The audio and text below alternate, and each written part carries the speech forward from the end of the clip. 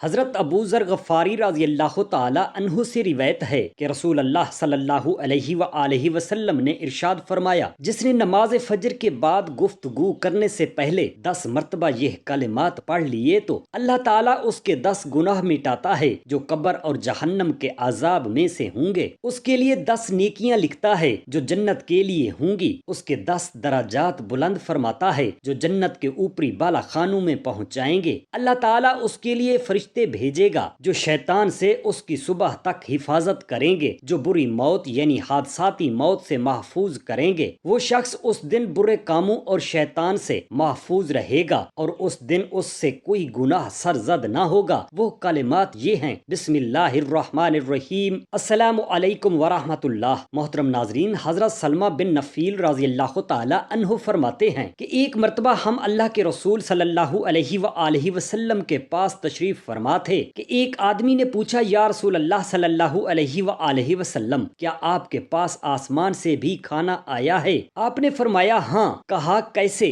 فرمایا چھوٹے برتن میں۔ کہا کیا اس میں سے کچھ باقی بچا؟ فرمایا ہاں۔ کہا وہ کہاں ہے؟ فرمایا اسے دوبارہ اٹھا لیا گیا اور میری طرف وحی نازل ہوئی کہ میں تمہارے درمیان ہمیشہ نہیں رہوں گا بلکہ فوت کر لیا جاؤں گا اور میرے بعد تم صحابہ بھی کچھ دیر زندہ رہو گے۔ تم مسلمانوں کی جماعتیں دیکھو گے جو آپس میں قتل و غارت کریں گی اور قیامت سے پہلے موت پھیلے گی جو بڑی شدت سے ہر طرف پھیل جائے گی۔ اس کے بعد زلزلوں والے سال ہوں گے۔ ابن شہاب سے ابن سعد نے روایت کی کہ حضرت عمر رضی اللہ تعالی عنہ کا حکم تھا کہ کوئی غیر مسلم نوجوان مدینہ منورہ میں داخل نہ ہو، یہاں تک کہ حضرت مغیرہ بن شیبہ رضی اللہ تعالی عنہ کوفہ کے حاکم نے آپ کو خط لکھا کہ کوفہ میں ایک نوجوان غیر مسلم بہت بڑا کاریگر ہے، آپ اجازت دیں وہ مدینہ پاک میں رہ کر اپنی کاریگری کے جوہر دکھلائے۔ اس کی کاریگری کئی قسمیں ہیں، اس سے لوگوں کو فائدہ ہوگا۔ وہ لوہے کا کام خوب جانتا ہے، نقاش ہے، تعمیرات کا بڑا ماہر ہے۔ حضرت عمر رضی اللہ تعالی عنہ نے ایسے کاریگر غیر مسلم کو مدینہ پاک میں اقامت کی اجازت دے دی اور حضرت مغیرہ بن شیبہ کو لکھا کہ اس کاریگر کو بھیج دو۔ وہ نوجوان کافر مجوسی تھا، اسے ابو لولو کہتے تھے، بہت بڑا خبیث آدمی تھا۔ جب کسی چھوٹے بچے کو دیکھتا تو اس کے سر پر ہاتھ رکھ کر روتا اور کہتا کہ اہل عرب نے میرا جگر چھپا لیا ہے۔ حضرت مغیرہ بن شیبہ رضی اللہ تعالی عنہ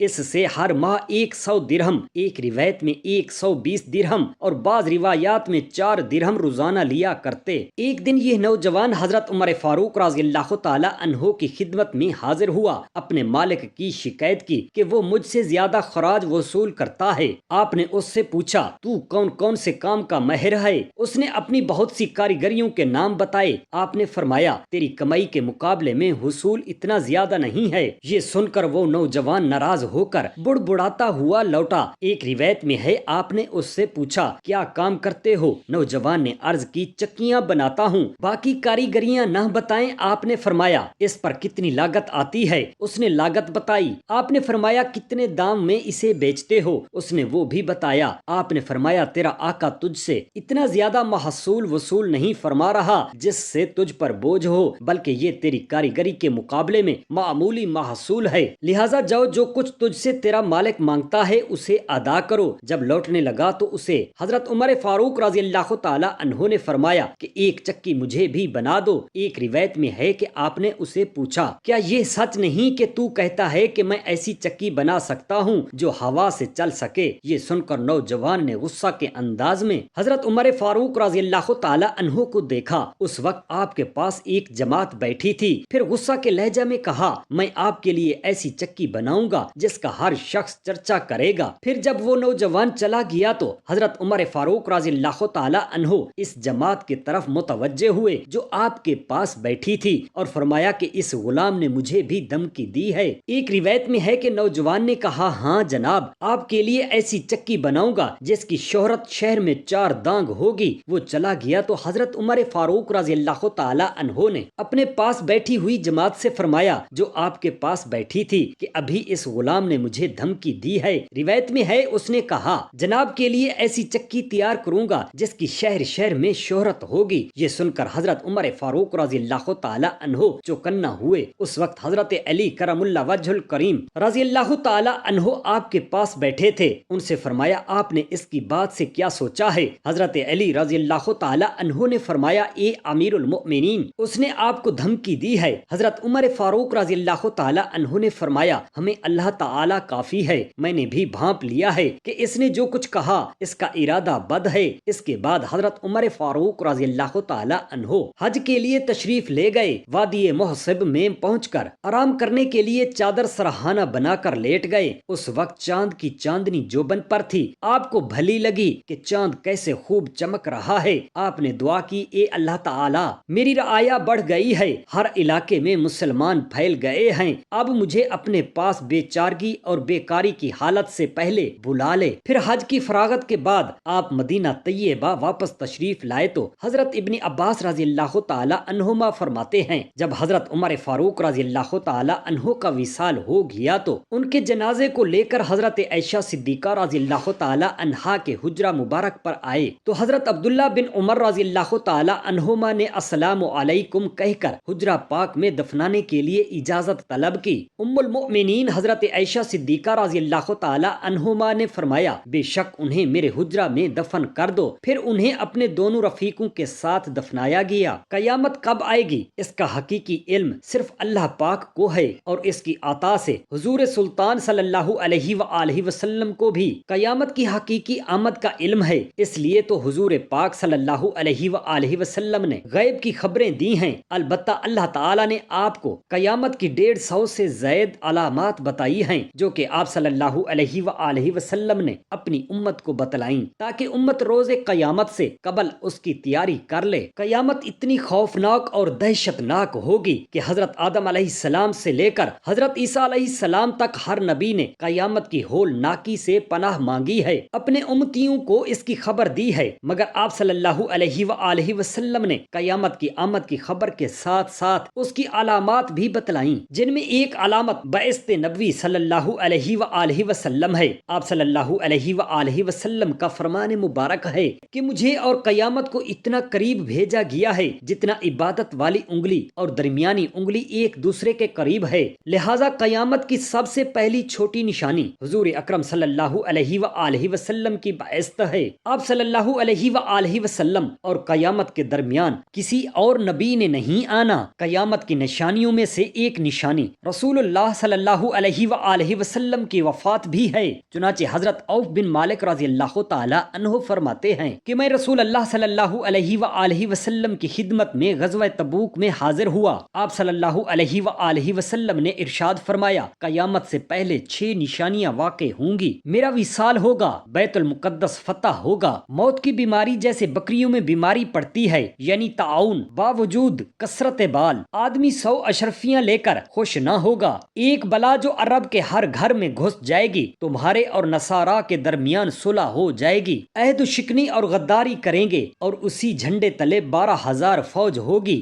رسول اللہ صلی اللہ علیہ وآلہ وسلم کی وفات بھی قیامت کی نشانیوں میں سے ایک نشانی ہے۔ یہ ایک سب سے بڑی مصیبت تھی جو مسلمانوں پر نازل ہوئی تھی۔ چنانچہ سیدنا انس بن مالک رضی اللہ تعالی عنہ فرماتے ہیں کہ جس روز رسول پاک صلی اللہ علیہ وآلہ وسلم ہجرت فرما کر مدینہ طیبہ میں داخل ہوئے تو مدینہ کی ہر شے منور ہو گئی تھی، لیکن جس روز آپ صلی اللہ علیہ وآلہ وسلم کا انتقال شریف ہوا تو اس روز مدینہ کی ہر شے تاریک نظر آنے لگی۔ صحابہ کرام رضی اللہ تعالی عنہم فرماتے ہیں کہ ہم نے رسول اللہ صلی اللہ علیہ وآلہ وسلم کو دفن کرنے کے بعد ہاتھوں سے ابھی مٹی بھی نہیں جھاڑی تھی کہ ہمارے دلوں میں ایک تغیر سا محسوس ہونے لگا۔ حضور نبی اکرم صلی اللہ علیہ وآلہ وسلم کی وفات کی خبر سے اگر غم و اندوہ سے ہر صحابی کے ہوش اڑے ہوئے تھے اور ان پر غم و علم کا پہاڑ ٹوٹا ہوا تھا، لیکن حضرت سیدنا عمر رضی اللہ تعالی عنہ کی حالت کچھ اور ہی عجیب تھی۔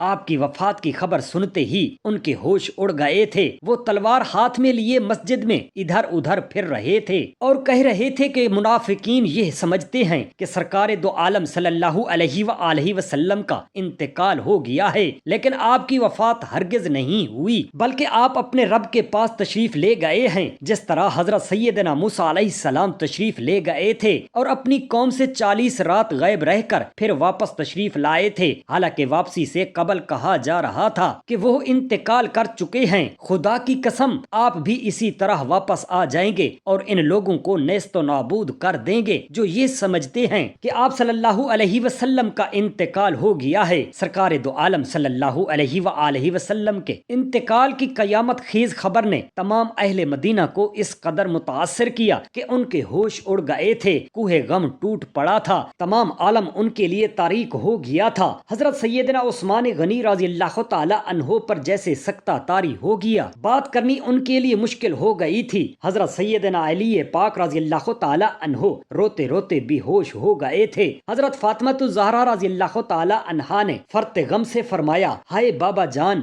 آپ نے اپنے رب کی آواز پر لبیک کہا، آپ کا ٹھکانہ جنت الفردوس ہے۔ ازواج مطہرات خصوصاً حضرت عائشہ صدیقہ رضی اللہ تعالی عنہا رنج و غم کا کوہ گراں گزرا، قلم کو اس کے لکھنے کی تاب نہیں۔ حضرت سیدنا عباس رضی اللہ تعالی عنہ کی پریشانی اور رنج و غم بھی دیدنی تھا۔ ہر ایک صحابی غم سے نڈھال، سمجھ میں نہیں آتا تھا کہ کیا ہو گیا تھا، ہر ایک کے ہوش اڑے ہوئے تھے۔ روز روشن میں مدینہ طیبہ میں انہیں اب ہر طرف تاریکی نظر آنے لگی۔ حضور نبی اکرم صلی اللہ علیہ وآلہ وسلم کی وفات پر حضرت سیدنا عمر پاک رضی اللہ تعالی عنہ نہایت جوش میں تھے، برہنہ تلوار ہاتھ میں تھی، مسجد میں جوش سے ادھر ادھر دیوانہ وار پھر رہے تھے۔ کسی کی مجال نہ تھی کہ ان کے سامنے یہ کہہ سکے کہ آپ صلی اللہ علیہ وآلہ وسلم کا واقعی انتقال ہو گیا ہے۔ حضرت سیدنا ابو بکر صدیق رضی اللہ تعالی عنہ حضور اقدس سردار کائنات صلی اللہ علیہ وآلہ وسلم انتقال سے کچھ دیر پہلے آپ صلی اللہ علیہ وآلہ وسلم کی صحت سے مطمئن ہو کر اور آپ صلی اللہ علیہ وآلہ وسلم سے اجازت لی کہ اپنے گھر سے تشریف لے گئے تھے۔ ابھی وہ اپنے مکان پر پہنچے ہی تھے کہ یہ جانے گداز خبر ان کو ملی۔ وہ فوراً اپنے گھوڑے پر سوار ہو کر واپس مدینہ پہنچے، مسجد نبوی کے دروازے پر گھوڑے سے اترے اور نہایت غمگین حالت میں حضرت سیدہ عائشہ صدیقہ رضی اللہ تعالی عنہا کے حجرہ پاک کی طرف بڑھے۔